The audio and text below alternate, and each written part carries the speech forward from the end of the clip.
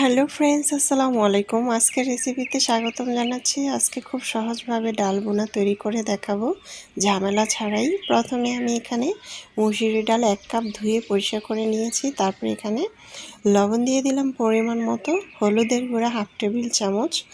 তারপরে এখানে দিয়ে দিচ্ছি মরিচের গুঁড়া 1/2 টেবিল চামচ, ভাজা জিরার গুঁড়া দিয়ে দিলাম 1 টেবিল চামচ, ধনিয়ার গুঁড়া 1/2 টেবিল চামচ দিয়ে এখানে পেঁয়াজ কুচি দিয়ে দিলাম। তারপরে একটি পেঁয়াজ কুচি দিয়েছি, তেল দিয়ে দিলাম 1.5 টেবিল চামচ। তেল এখানে বেশি ব্যবহার করব না আমি। তো সুন্দর করে এটাকে আমি নেড়ে চেড়ে মিক্স করে আমি প্রায় 2 থেকে 3 মিনিটের মতো ভেজে নিয়েছি।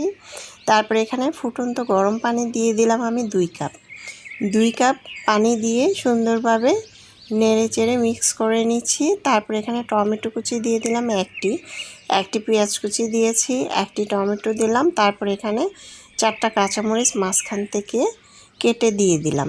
দিয়ে আমি 5 মিনিটের জন্য ঢাকনা দিয়ে ঢেকে রেখেছিলাম। দেখুন 5 মিনিট পর চলে আসলাম। এখন ধনেপাতা কুচিটা দিয়ে দিচ্ছি উপর থেকে ছড়িয়ে।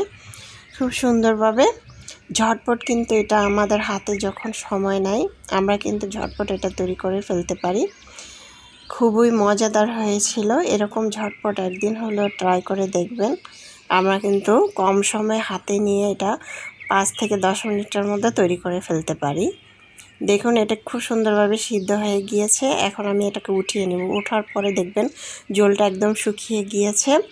ধনেপাতা কুচিটা দিয়ে আমি আর 1 মিনিট রেখেছিলাম চুলার আঁচটাকে বাড়িয়ে। এখন আমি পরিবেশন করে নিচ্ছি। মাশাআল্লাহ, দেখতে খুব সুন্দর হয়েছে।